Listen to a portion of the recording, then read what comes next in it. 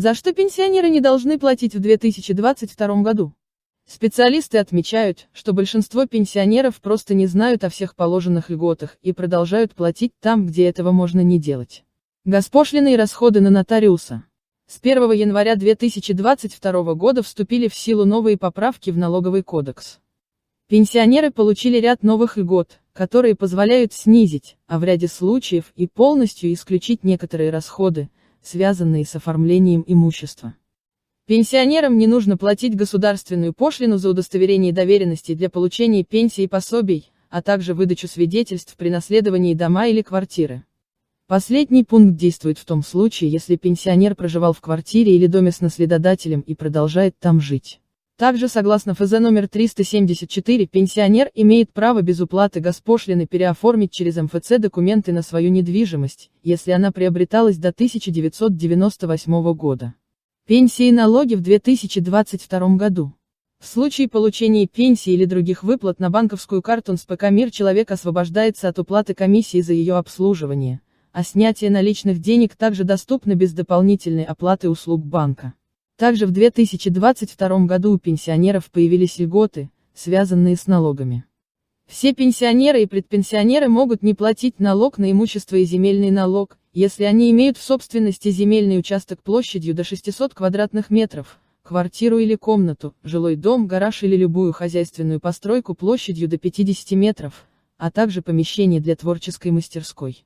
Транспортный налог, 2022. Пенсионеры в зависимости от региона проживания освобождаются от уплаты транспортного налога. Основания для предоставления льгот устанавливают власти субъекта, и чаще всего льгота на уплату транспортного налога касается машин, мощность двигателя которых не превышает 100 или 150 лошадиных сил. Судебные приставы, взыскание долгов и поддержка государства. С 1 февраля 2022 года с пенсионеров, получающих минимальную пенсию, приставы не смогут взыскать долги по решению суда в принудительном порядке.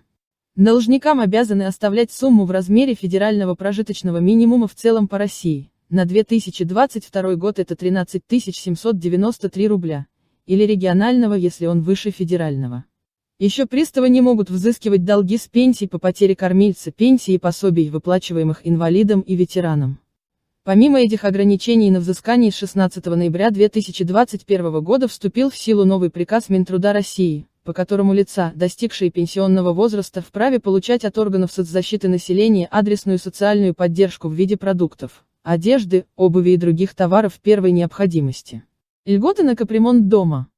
Льготы на капремонт в 2022 году доступны инвалидам и ветеранам, а для лиц старше 70 лет скидка на взносы составила 50%.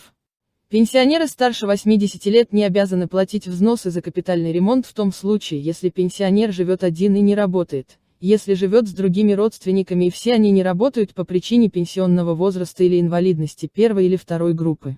Газ до границ участка. 1 июня Государственная Дума приняла в третьем чтении изменения в Закон о газоснабжении в Российской Федерации. В соответствии с поправками газ до границ участка будут подводить без привлечения средств граждан. Расходы на доведение газа до жилого помещения могут быть компенсированы. На компенсацию за подключение газа в дом прежде всего вправе рассчитывать малоимущие пенсионеры. Заявление на компенсацию за дополнительные работы можно подать через госуслуги, но для этого требуется подтвержденная учетная запись. Предоставить эту услугу государство должно в срок до 10 календарных дней, а зарегистрировать обращение в системе должны в тот же день. Квитанции ЖКХ. Кроме расходов на газификацию за пенсионерами сохраняется возможность получить субсидию на оплату услуг ЖКХ, если доля этих расходов превышает допустимый размер в общих доходах. Претендовать на такие льготы смогут все пенсионеры, вне зависимости от того, числятся за их жильем долги или нет.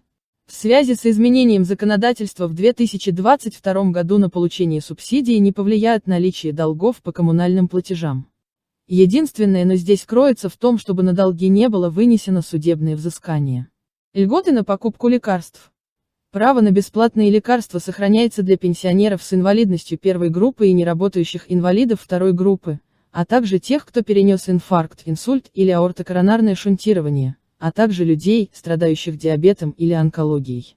В зависимости от региона проживания пенсионер имеет право на бесплатное получение дополнительных медицинских услуг, например, протезирование зубов и лечение в санатории. А пенсионерам, получающим минимальную пенсию, положена скидка на приобретение лекарств в размере 50%. Проезд. В 2022 году сохраняется большинство льгот, необходимых пенсионерам для пользования общественным транспортом. Эти льготы могут варьироваться от региона к региону, однако в большинстве субъектов страны пенсионеры и предпенсионеры могут бесплатно пользоваться городским общественным транспортом, автобусами, метро, трамваями и троллейбусами. Для пенсионеров-инвалидов также сохранилось право бесплатного проезда в пригородных электричках. Льготы могут отличаться. В некоторых случаях это может быть денежная компенсация, в других, например в столице, это полностью бесплатный проезд по карте москвича.